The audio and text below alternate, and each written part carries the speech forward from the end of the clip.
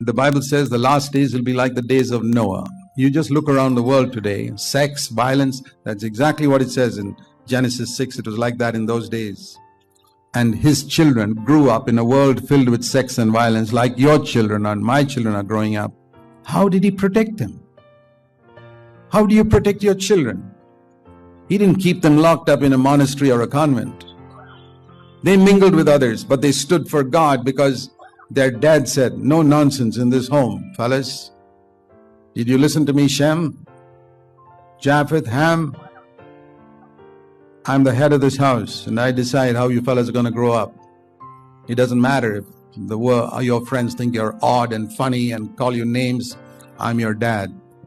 Boy, were they thankful when the flood came that they listened to their dad.